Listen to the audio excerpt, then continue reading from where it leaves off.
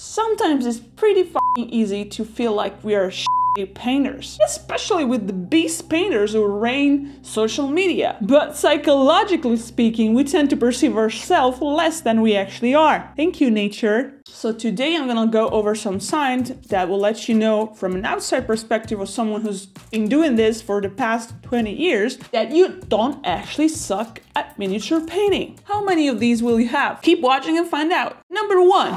Basic techniques. First sign that you don't actually suck at miniature painting. Not just you're able to use the basic technique comfortably, but also you can master them. Well, what do I mean by that? Let's take, for example, two very beginner-friendly techniques, hedge highlighting and dry brushing. Mastering these techniques is not just about executing them well, but also when and where use one instead of another. Having hedge highlights in the right spot where they're supposed to be instead of pretty much everywhere like GW box art does. And for dry brushing, being able to achieve a smoother result without that chalkiness that seems to be imprinted deeply on the technique. That's what I meant. Number 2. You can apply a matte base coat. Applying a smooth base coat in 1 or 2 layers is pretty pivotal. That's a pretty good sign that you know your stuff. No 100 of thin coats Duncan style required. Just 2 maximum. Alice, isn't this like a basic technique? Shouldn't be there? Shut up. I chose to put it separately because of what it entails, which is mastering consistency. And mastering consistency is pivotal if you want to move on to blending, glazing, and other more complex techniques. If you like what you see here, consider supporting me for totally free by subscribing to both my channel and my newsletter. You can unsub anytime if you find me annoying, which will probably happen, so no hard feelings. Number 3, brush control. This means you can handle your brush well. One of the first things that I asked my online coaching students is to film themselves painting. It's actually more important to see how they pick up paint, how they move the paintbrush in the paint and on the wet palette, and also to see and assess what kind of movements they use while applying the paint to the miniature. And this I can see it even from afar, because filming miniature painting can be challenging to actually see what you're doing, but seeing the movement of the brush, that's very important and that can be achieved easily. Number 4, you stop using Nuln oil or shade paints. Huge sign that you're growing as a painter and you want to grow as a painter is that you stop using washes to shade your models, as well as using something like Slapshot. It can be certainly useful for army painting, but it doesn't allow you to learn a lot and improve your skills. You actually start to want to shade the modeler yourself instead of always over-relying on washes and shades and contrast paints, opting instead for recessed shading to give definition and readability. And number 5, volumetric highlighting. Having noticed that washes and Slapshot don't always look good and that you're not able to control where you want to put your highlights and shadows, you started actually studying the volumes on your model using a more artistic approach, like the big beast painters on social media do. But maybe you bought my PDF to help with that. Please, I'm broke.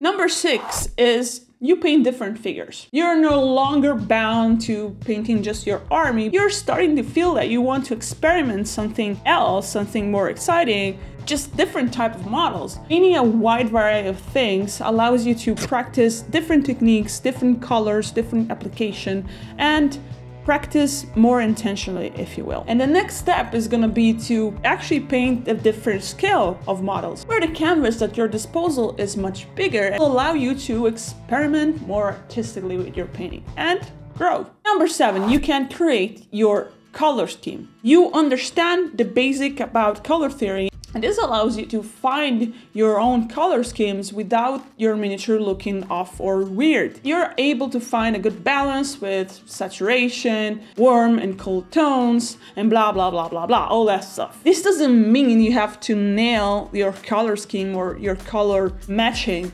100% of the time. This means that you're just starting to be aware of some concept relative to color. That's a starting point. Of course, you're gonna struggle because colors are pretty complicated. Hey, I still struggle with colors and I'm the best pro painter ever in the globe. Speaking of colors, you're starting to Number 8, using different paint ranges in different ways. You started noticing that some paints are good for some things, while other brands are good for other things. So you're starting to make some connection in that little brain of yours.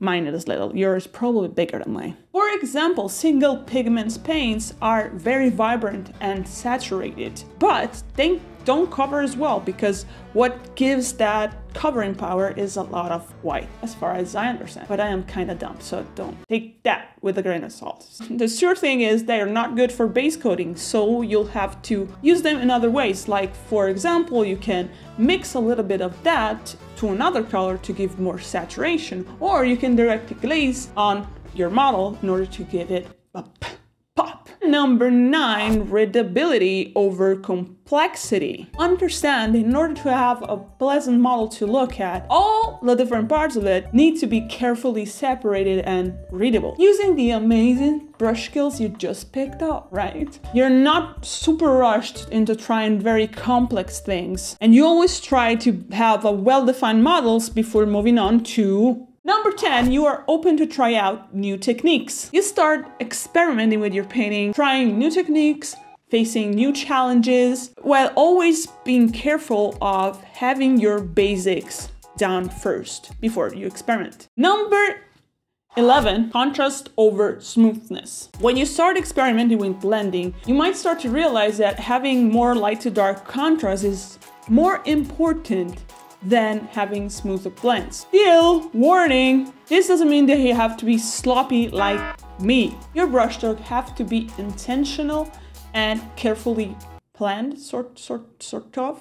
If you have more control on your brushstroke, the value jump won't require as much blending or any at all. Poor blending is what ruins the readability of your model. Instead of trying to blend, maybe try to be more intentional with your brushstroke and create that interesting value jump. And finally, number 12, you're less reliant on tutorials. All the skills that you acquired by studying and practicing deliberately will allow you to move away and be more independent from the step-by-step guides. I always try to teach the fundamentals so that people can apply those fundamentals to every model they want, and they're not bound to a single color or a single use of a technique. I just don't think that paint by numbers guide are making you grow, but sometimes it's cool. I make them. I also read them and watch them and follow them. Once you have some skills, you will be able to watch those tutorials with other eyes